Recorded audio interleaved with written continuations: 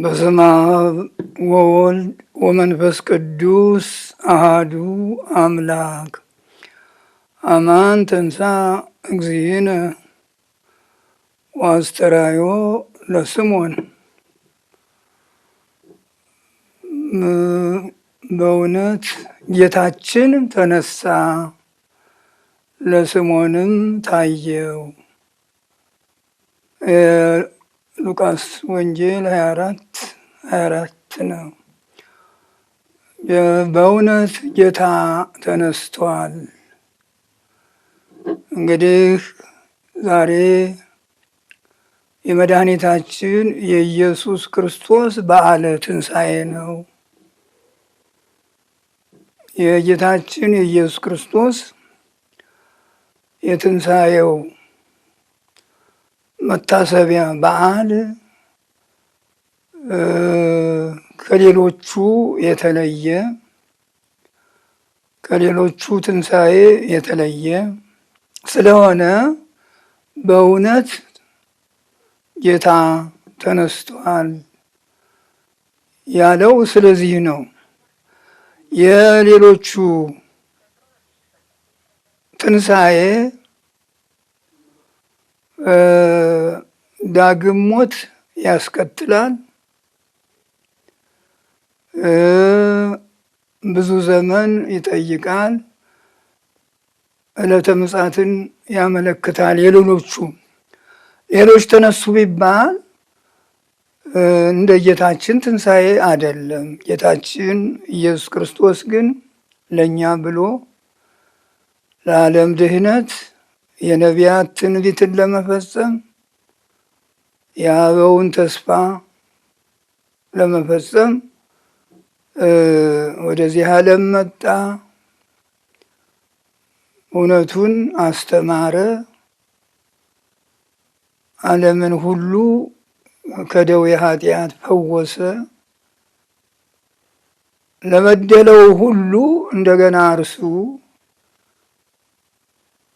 በደለኛ ተብሎ ከበደለኞች ተቆጥሮ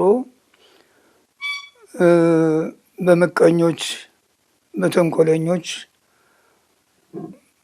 ሰዎች ተገደለ፣ ሞተ።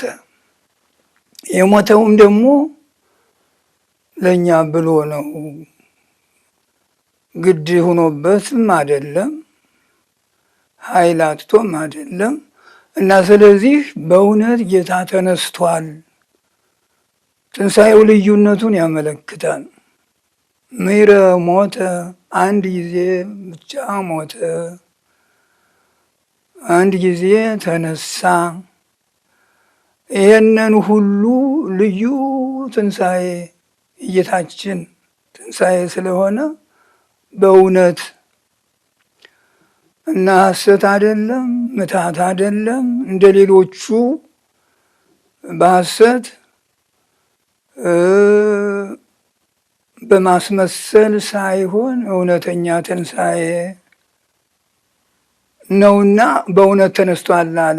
አስቀድሞ ራሱም ተነስቶ ሞታለሁ፣ አመፀኞች ይገሉኛል፣ በሦስተኛው ቀን እነሳለሁ ብሎ በእውነተኛ ቃሉ ተናግሮ ነበርና በእውነት ተነሳ ብሎ ወንጌላዊ ቅዱስ ሉቃስ ሌሎቹም ወንጌላውያን መሰከሩለት። እና እንግዲህ ሁሉ በኢትዮጵያ ውስጥ ያለው ሕዝበ ክርስቲያን፣ በውጭም ያለው ሕዝበ ክርስቲያን፣ መላው አድባራት፣ ገዳማት፣ አብያተ ክርስቲያናት ሁሉ ይህንን ትንሣኤ ያምናሉ።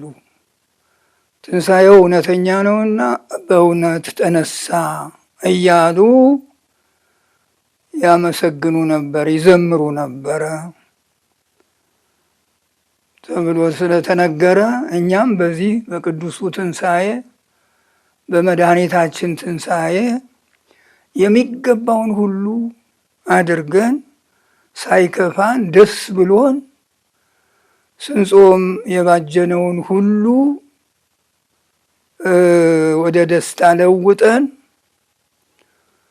ደስ ብሎን በዓሉን እንድናከብር ነው። እንግዲህ ልዩ ትንሣኤ፣ የሰዎች ትንሣኤ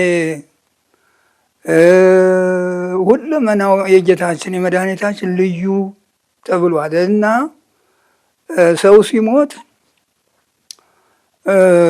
አራቱ ባህርያት ሁሉ ከባህሪው ይወሰዱበታል፣ ይለወጣል። ውሃ ከአራቱ ባህርያት የተፈጠረ ስለሆነ ያ ሰው በሚሞትበት ጊዜ ውሃ ወደ ውሃነቱ፣ መሬትም ወደ መሬትነቱ፣ ነፋስም ወደ ነፋስነቱ፣ እሳትም ወደ እሳትነቱ ተለውጦ ነው። የመድኃኒታችን ኢየሱስ ክርስቶስ ግን ይሄው ሁሉ ሳይኖርበት ይሄ ሁሉ ሳይገጥመው ነው የተነሳ እና ልዩ ትንሣኤ የሚለውም ስለዚህ ነው። መድኃኒታችን ይሄ እንግዲህ የተለመደ ሁልጊዜ የሚተረጎም ሁልጊዜ ትምህርት የሚሰጥበት ነቢያት ትንቢት የተናገሩለት፣ ሐዋርያት የሰበኩለት፣ ሁሉ ፍጥረት የዘመረለት ስለሆነ እኛ በዚህ ትንሣኤ በጎ ማድረግን እንድንማርበት ነው። ጽድቅን እንድንማርበት ነው። ትንሣኤ መጨረሻው ርዕሰ በዓላት፣ የበዓላት ሁሉ ርዕስ ለተሰንበት የተነሳባትም በኩረ በዓላት፣ የበዓላት ሁሉ የበላይ የምትበልጥ ዕለተ ሰንበት የትንሣኤው የመድኃኒታችን የትንሣኤው መታሰቢያ ናት እና ስለዚህ ትንሣኤውን ስናከብር እሱን እያሰብነ የእሱን ወረታና ትሩፋት ያደረገውን ሁሉ እያሰብነ ነው። መድኃኒታችን ለዓለም ሁሉ ቤዛ የሆነው ነዳያንን የጎበኘው እጅ የሌለውን ሰርተህ ብላ ብሎ ዓይን የሌለውን በዓይኑ እንዲጠቀምበት ብርሃን አድሎ ሁለንተናዊ ድህነት ሰጥቶ ነው እንግዲህ ሰውን የረዳው እና ከተነሳም በኋላ ሁሉም ቅዱሳን ወዳጆቹ ሐዋርያት በየስብከቱ ቦታ በየደረሱበት ትንሣኤውን እያስታወሱ በምክርም በትምህርትም በስብከተ ወንጌልም በሁለመናው ጌታን አስቡት።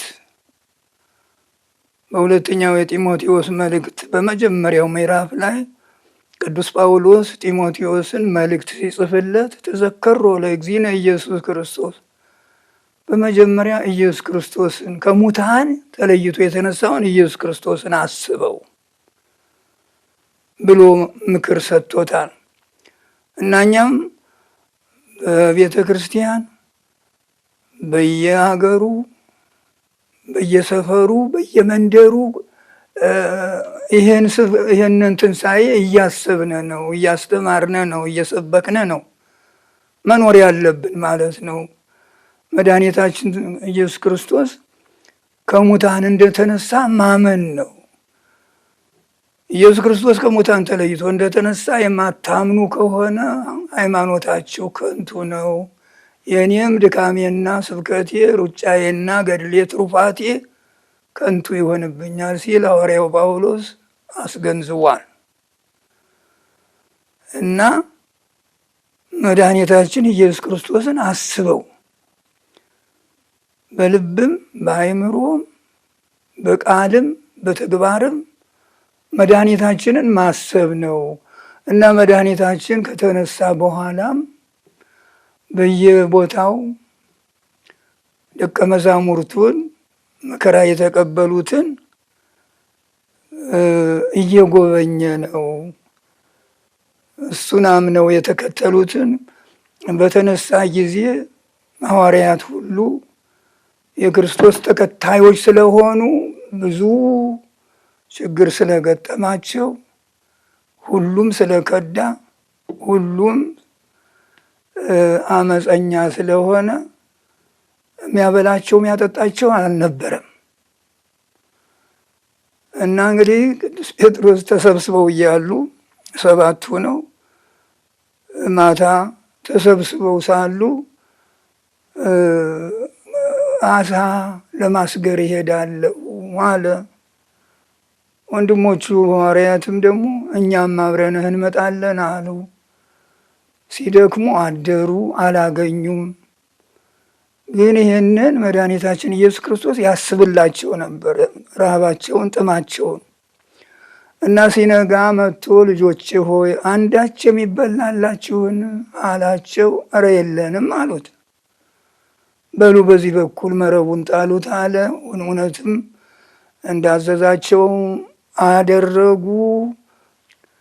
153 አሳ ተያዘ እና ይሄ የሚያመለክተው የማይዘነጋ የማይረሳ ወዳጆቹን ተከታዮቹን በየሄዱበት በየደረሱበት የማይረሳ መሆኑን ያመለክታል ማለት ነው። እና ይህን ትንሣኤ እያከበርን ይህን በዚህ ትንሣኤ እየዘመርን ፈጣሪያችንን እያመሰገን እኛም እንደሱ ርኅሩሃን የዋሃን አሳቢዎች እንድንሆን ነው የሚያመለክተን። ተሁሉ በጎ ማድረግ፣ ለተራበ ማሰብ፣ ለተዋረደ ጊዜ ለከዳው ችግር ለገጠመው ማሰብ ይህ የመድኃኒታችን ትንሣኤ ያስገድደናል በእውነቱ ነገር እና ስለዚህ ትሩፋት እንስራ፣ በጎ ነገር እንስራ። ይህም የክርስትናችን ማኅተም ነው። የክርስትናችን መጽደቂያ፣ መንግሥተ ሰማያት መግቢያ፣ የመንግሥተ ሰማያትን በር መክፈቻ ነው ማለት ነው።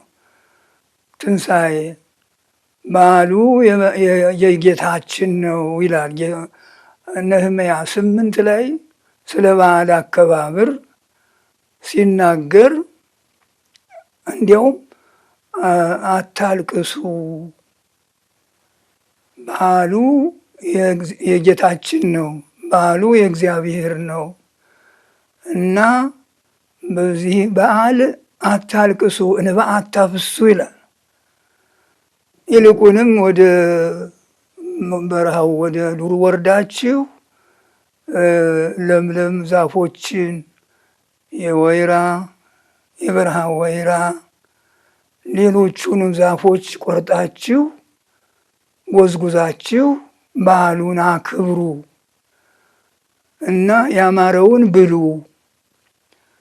የሚወደደውን ጠጡ ብሎ አዟል ቅዱስ መጽሐፈ ነህምያ። እና ይሄ እንግዲህ የሚያመለክተን የጌታችን በዓል ነው።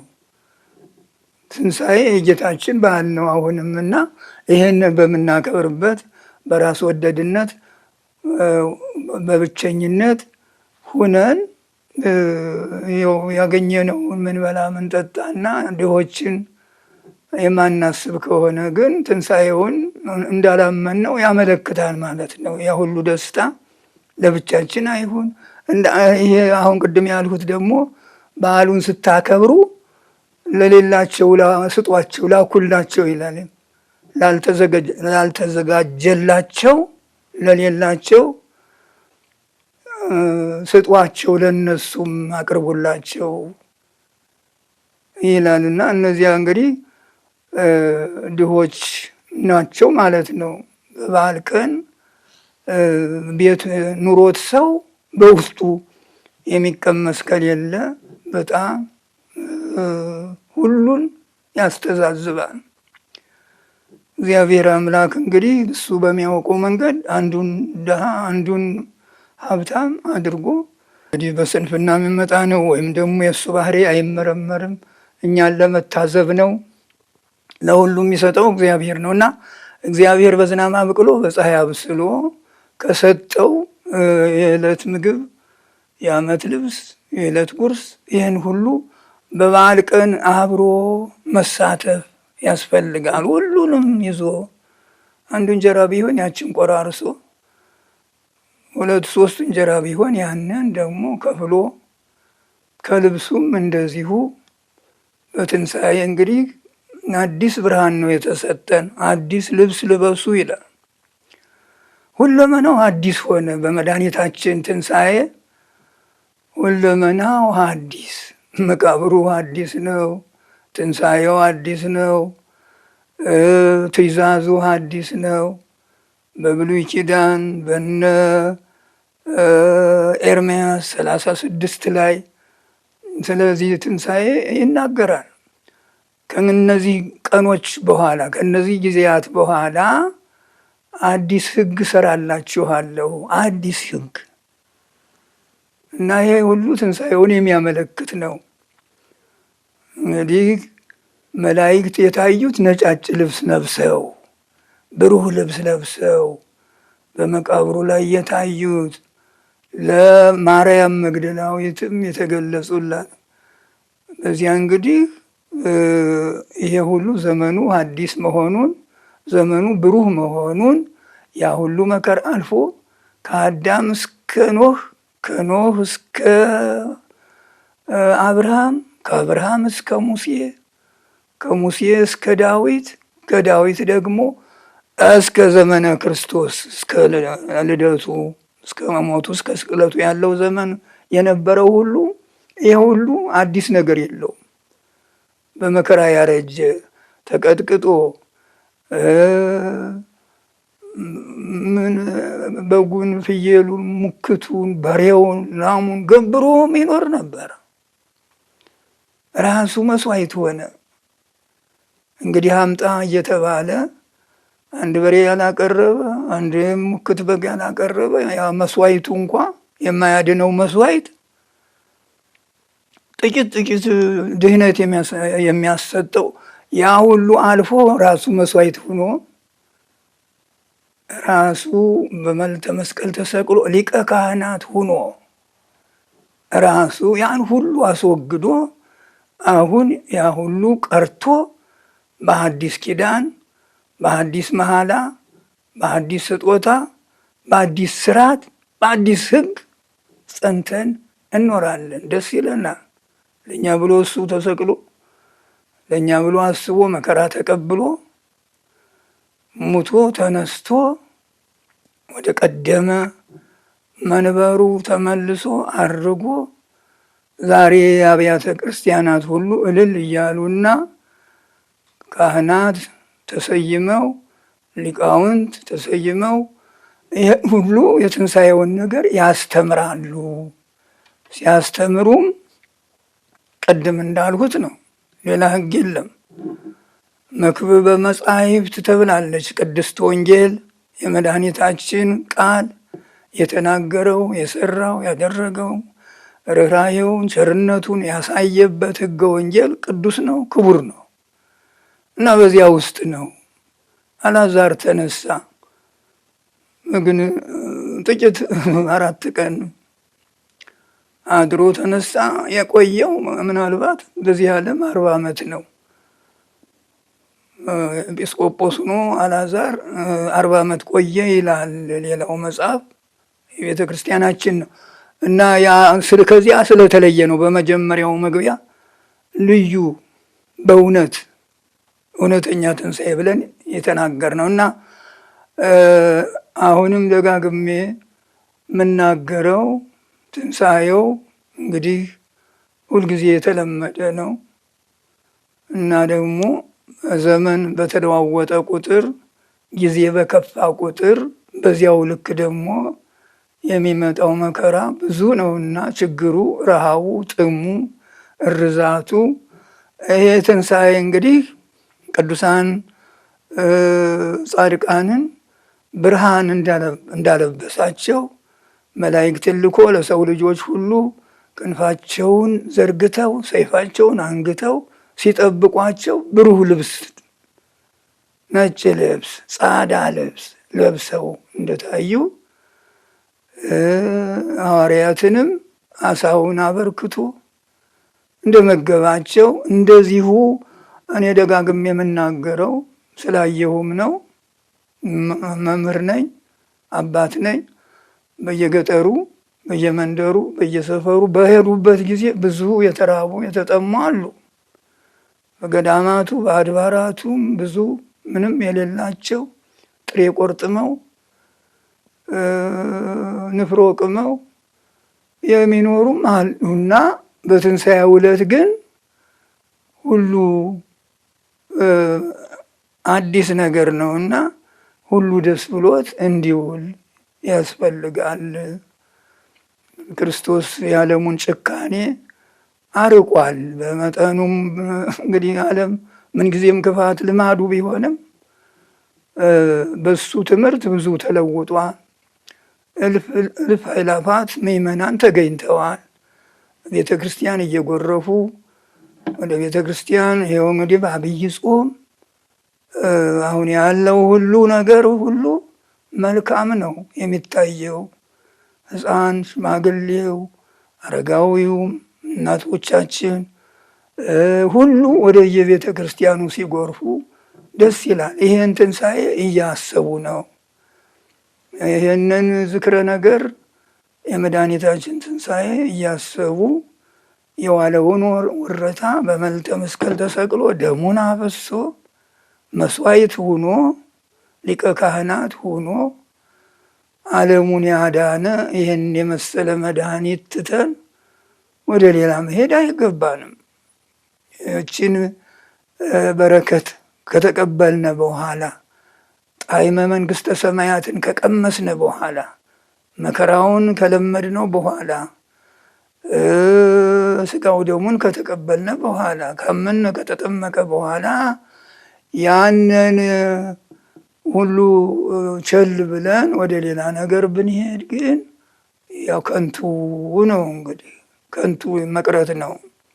እንደዚህ ቅዱስ መጽሐፍ በጣም አስፈርቶ ይናገራል እና የተከበራችሁ የትንሣኤው ልጆች የሩቅም የቅርብም የብዙም የጥቂትም ያላችሁ ሁሉ በኢትዮጵያ ኦርቶዶክስ ተዋሕዶ ቤተ ክርስቲያን ያላችሁ በዓለሙ በመላው ዓለም ያላችሁ ሁሉ ይህን ትንሣኤ ስታከብሩ ስናከብር እንደተናገርሁት ይሁን። ለድሆች የሚያስብ ለድሆች ሁሉ የሚያለብስ የሚያበላ የሚያጠጣ ከጽድቅ ወገን የበለጠው ይህ ብቻ ነው እና ሰው አንድ ጊዜ በረሃብና በጥም ከሞተ በኋላ አይድንም። ከታመመም ብዙ ለማዳን ብዙ ድካም ይጠይቃል እና ሰው አይጥገብ ከመጠን በላይ አይሁን እንጂ እችን የማትተካ ሕይወት የማትመለስ ሕይወት በዚሁ በትንሣኤው በዓል በሌሎቹም በዓላት ሰውን ያጣውን የነጣውን እንድንንከባከበው ያስፈልጋል። ከሞተ በኋላ ማልቀስ፣ እንባ ማፍሰስ ይህ ተገቢ አይደለም እና ለዚህ ነው እንጂ ክርስቶስማ ተነሳ አይቀር የባህሪ አምላክ ነው፣ ጌታ ነው እና ሁላችንም እንግዲህ አደራ የምለው እንደ አባትነት ሁላችሁም በዚህ ትንሣኤ በዓል ደስ ብሏችሁ እግዚአብሔርን ደስ አሰኝተን በዓሉን እንድናከብር ነው እንግዲህ ባለኝ አቅም መመሪያ ይህችን መንፈሳዊት መልእክት ይህንን ትምህርት የምሰጠው በዚህ ነው ማለት ነው እና የትንሣኤው በዓል የጸጋ የበረከት የረድኤት በዓል እንዲሆንልን ወንዶችም ሴቶችም ሕፃናትም ሽማግሎችም የመድኃኒታችን የትንሣኤው በዓል የሰላም የፍቅር የአንድነት የሕይወት የበረከት የደስታ ዕለት ያድርግልን። የቅድስት ድንግል እመቤታችን እግዝእትነ ማርያም በረከት አይለየን። አሜን።